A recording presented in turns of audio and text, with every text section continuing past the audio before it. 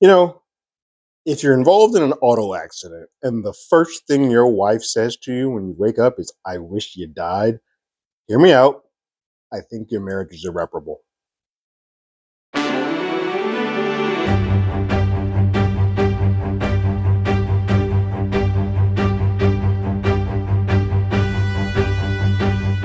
Hello, everyone. Terrence here with Hollywood Already Did It. If you haven't already, go ahead, like, share, subscribe to the channel, leave a comment, ring that bell below. Anytime we have something, you will be among the first to know. The sixth episode of Smoke is here. It is called Manhood. Very fitting title. We will get to why as the episode comes to a close. This is the first episode that I think I realized, and it doesn't happen often, but from time to time, this show takes wild tonal swings that can be overly jarring. I think this episode, for the most part, is very played straight, super serious, a lot of intense moments, a lot of uncomfortable moments that occur. And then it gets undercut by a sequence at the very end that, while still uncomfortable, makes you kind of like, is this a farce? Like, are we watching a comedy? It's a weird tonal shift, and I'll bring it up when we get there. Dave's fine. At the end of the last episode, he was in an auto accident. Looked like he was in a bad way. Come to find out, he's perfectly fine. Mild concussion, slight knee issue, but otherwise perfectly fine. Although now that I think about it, that knee issue may come into play with his limp that he's been faking all this time. Now it's going to be an actual limp. But I'm getting ahead of myself. He wakes up in bed and his wife Ashley is there to meet and greet him. And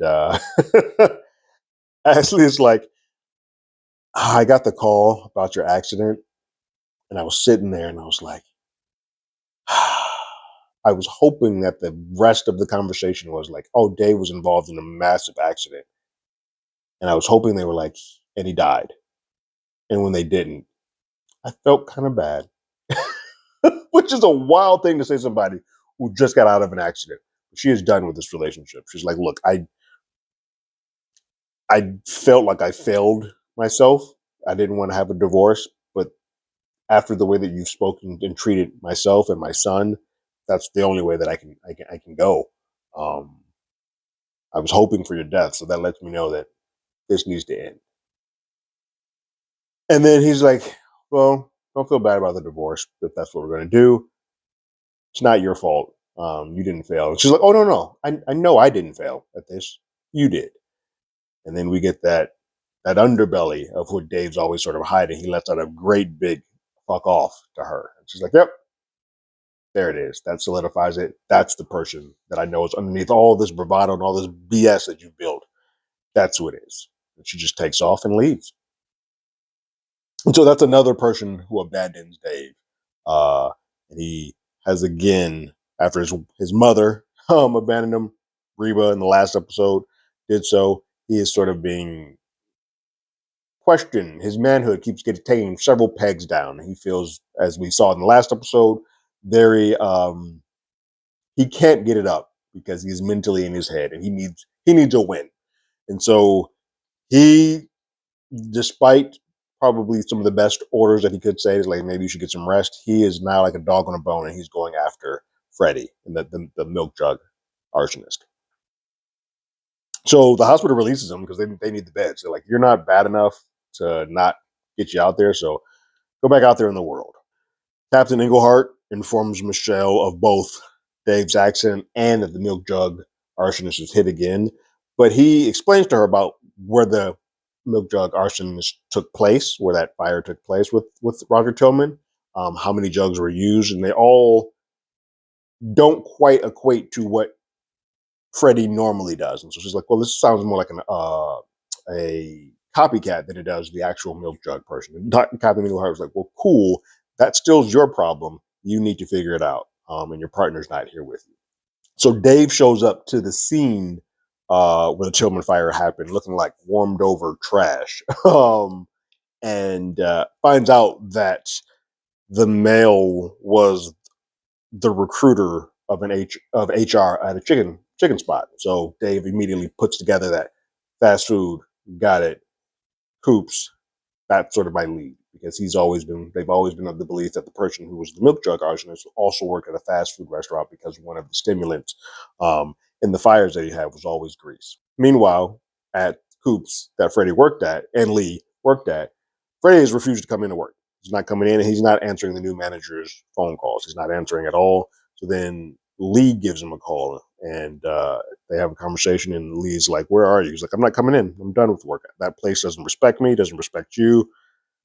I'm done with it." But he does ask Lee to say, come meet me at this park, this abandoned park by the Marigold. And Lee was like, "All right, cool. I'll meet you. You can give me a case of beers." And he's like, "All right, cool. I'll see you then." Ezra, in his drunken stupor, actually, I don't think he's drunk in this moment. He's just high off a lot of stuff. Red Bull, uppers, all kinds of stuff. He is on one. He comes into the precinct and starts laying into Englehart saying, like, "Yo, you know that your boy Dave is an arsonist. Like I've said it before, I'm saying it again, he's an arsonist." And then Michelle comes in and backs him up. It's like, "Yeah, no, he is." And I don't know how else to tell this to you. You know it. I don't know how you can't see it. But yeah, he's an arsonist. Um, Englehart's not really feeling it. He's like, "No, I don't believe it. You guys don't have anything. Nothing you're saying actually leads to me to believe that." And she's like, "Okay, well, here's the deal. You can't give Dave the heads up that we think he's the person. Um, because if you do, we're going to end your career." And she's basically using the Burke thing. That's why Burke made his presence felt in the last episode to sort of show the pissing contest that occurred. She's like, "Look, I can make your life pure hell. You can't say anything." And Harvey's like, "Cool. I'm not going to say anything. I'm going to be a team player." Um, and he offers a spot off site to be sort of a location for all of them to sort of come together to create this task force to get under the hood and see if Dave is, in fact, the DNC arsonist. And so at this place, they bring in Captain Burke, who's officially there. They bring in an ATF agent, um, played by Miss Klumsky, Miss My Girl herself.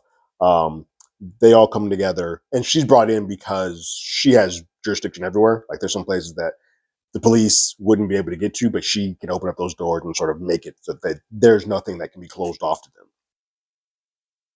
But they don't have much evidence wise. They're kind of spinning their wheels. They're listening to the audio tape of Dave's book in the background, kind of combing through anything to see if anything pops, but nothing is happening. Michelle brings up the cigarette that she sort of found in the on the road that Dave normally takes, but nothing is substantial enough to sort of lock in to say this is our guy. Ezra keeps bringing up like, "Hey, all these fires that were set up along the road back from the convention, this was Dave. That he did these before his accident." But there's nothing that they can really get from any of this stuff, and they can't really get to the crime scene because they've already been cleared, and so they're kind of in this holding pattern. Dave is like a dog on a bone, and completely he's isolating Michelle because he wants to get this win on his own. He wants to feel better about himself, so he is going down the pathway to figure out who it is that this milk jug arsonist is. So he goes to the evidence for the Roger Tillman fire. But here's the problem. It's out of his jurisdiction. So he has to sort of beg and plead and bribe. But he gets in there and he sees that one of the bags that was involved in the fire has the chicken tags in it. So he's now knows, cool, I know which store this is attached to. I know which one to go to. So he makes his way to that store to look at the surveillance camera to see who may have been the person to purchase said bag. While there, though, he calls Harvey, and they have a very awkward conversation with everybody in that room listening. Ezra, Burke, Michelle, all of those folks. But he said he's going to take a rest day, but we know that's BS. But he wants to basically shut Michelle down and shut anybody else down so he can take this credit and take this win for himself. So he can feel like the big bad wolf of everything. But he keeps on the hunt. He goes to the grocery store and finds the security camera, combs through it, and he finds the visual image that Freddy. And so now he has a face to go with the face and the name to go with the thought of who the milk jug arsonist is. Meanwhile, Freddy heads to the park, and there's an abandoned merry-go-round. You can sort of see him setting fire to all his old memorabilia, all his old personal effects, birth certificates, old photos of him when he was a kid.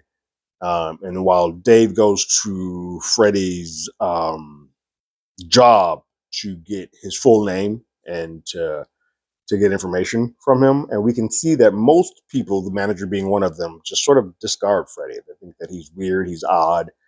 They don't think much of him. And Dave sort of he checks a couple of people on him. Maybe some of it is like arsonist camaraderie, but he's kind of like, why do you guys keep freaking dismissing this dude like that? It's a dismissal from his manager, dismissal from anybody, the HR person that he goes to next. All of them seem to sort of keep saying, yeah, he's nothing. He's not a person that we would want to hire. He's not a person that we want to put in this position. And Dave's like, there's a reason why this person ends up in the way that he does. Lee goes to meet Freddy at the merry-go-round, and that's when this episode starts getting really, really uncomfortable and really intense. Lee meets and has those beers, and Freddy. It seems like Lee, for the most part, is the only person that actually takes Freddy at face value. Brenda as well, but for so that like he sees a person, a human, a real person inside of Freddy, and he takes him. Honestly, he's very open with him. He hears him, he listens to him, whereas I think everybody else just sees him and just like throws him away, which is a shame because of the way that Freddy sort of chews up and spits out Lee in this scenario. But Freddy tells Lee that this merry-go-round was the last time. This park was the last time that he was actually and truly happy. Like he spent an entire day there, and it brought him joy. It's the last time that he can remember actively being happy. And from that point on, it's been downhill since then. And in the conversation back and forth, Lee mentions to Freddie how much he hates the new manager, how he is younger than him, but wants him to speak to him in a way that it's just very disrespectful. And Freddie was like, "Well, you could just kill him." And Lee's like, "Yeah, we could do that. We could stab him. We could do this and that." It's like Freddie's like, "Or you could burn him alive while he sleeps." Well, that got dark real fast because in in real time, Lee is immediately like, "Well, hold on. There was a family that was the HR lead, Roger Tillman, and his wife were just set on fire, and it clicks to him real quick.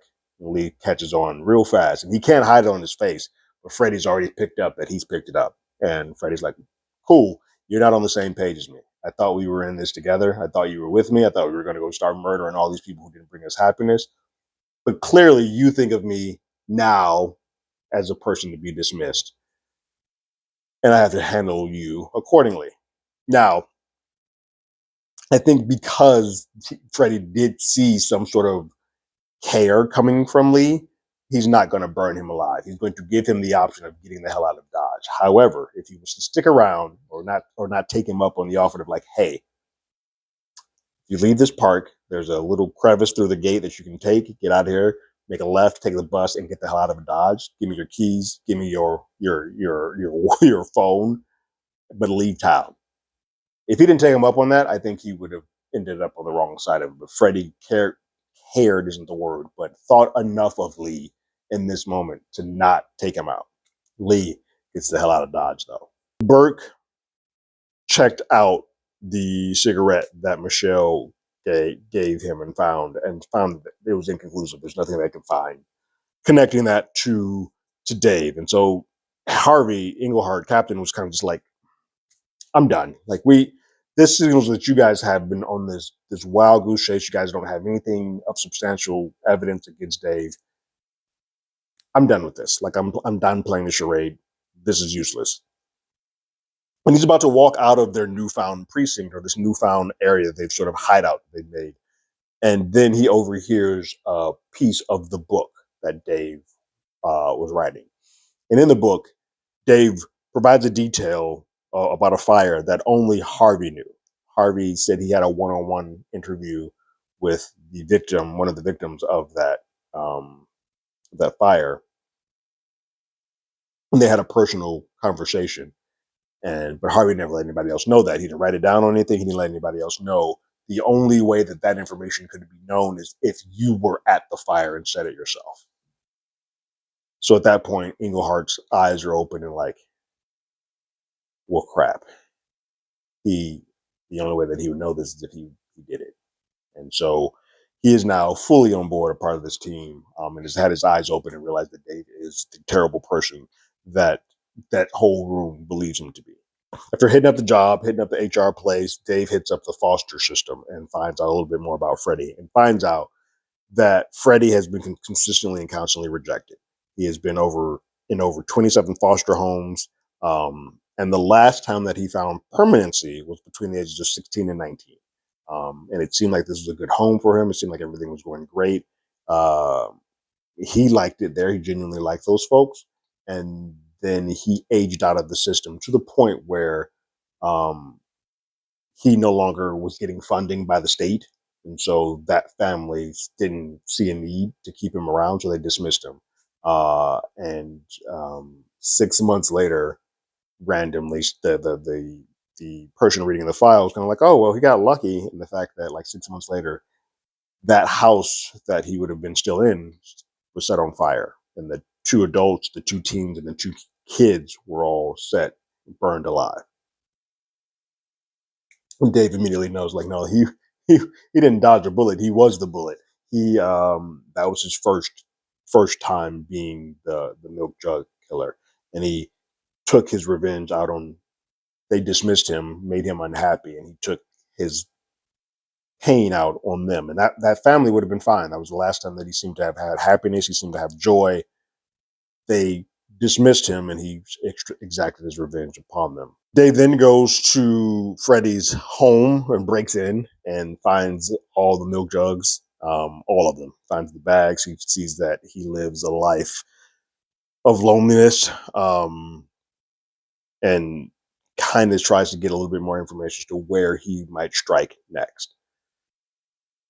Harvey goes home and drinks himself into a stupor, punches a glass, a picture with Dave's photo in it, to kind of, he's just feeling bad about himself and that he let this happen under his watch, under his eye, and let this man into his house. His daughter comes home to sort of patch up his fist, and he tells her, like, I did this. He's like, well, you can't really feel bad. This isn't your fault. And he's like, isn't it? And some of it, yeah, you kind of did let this guy off the leash, but you didn't know. But apparently he has been a part of over, I think, 256 fires. Uh,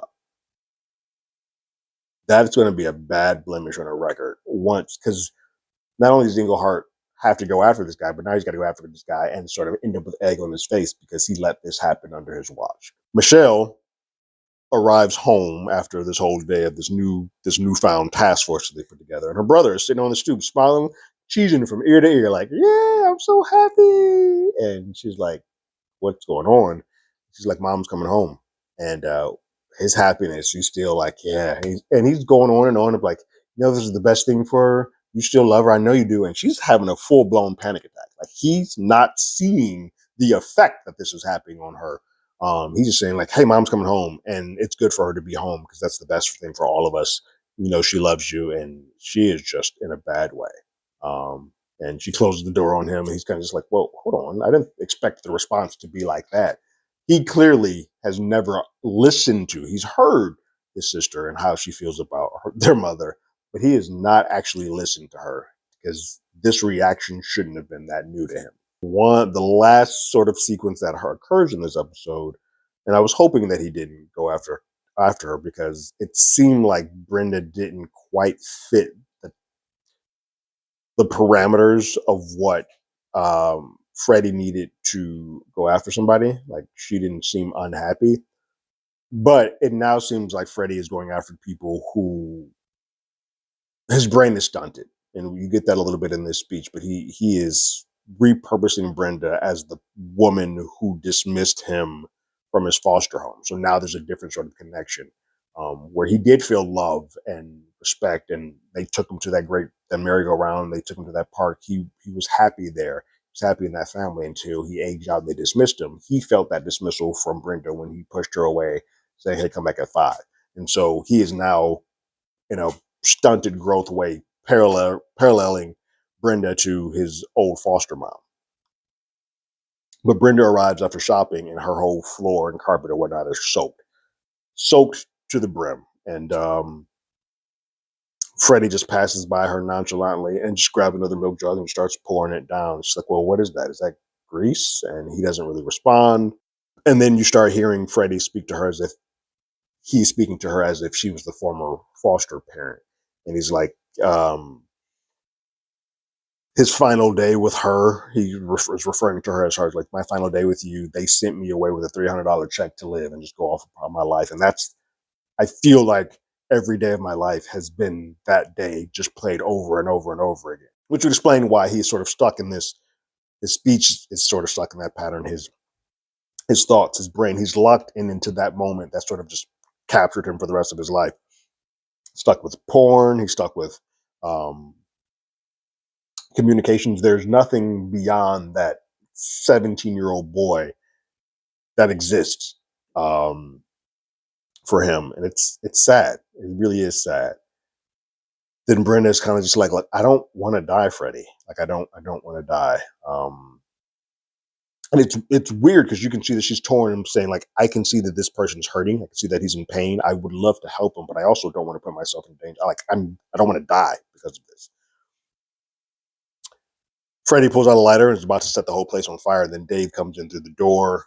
He enters the house. He assesses the situation very quickly. He finds a fire extinguisher to the left. As soon as he enters the door, he sees that if he shoots Freddie, one, that spark from the bullet could set everything on fire. But two, he shoots Freddie. Freddie's going to drop that lighter and everything's going to go ablaze anyway. So it's a best case scenario is to not shoot anything in here. So he has the clip dislodged from his gun and he just throws it at Freddie as a sort of a distraction. And then he grabs the extinguisher, and right when Freddie's about to set the flame up, he just puts the extinguisher on the flame and then just hoses Freddie down like no other. Taking complete control of the situation, and he saves Brenda. Freddie's sitting there looking completely disheveled and like covered in the extinguisher goo.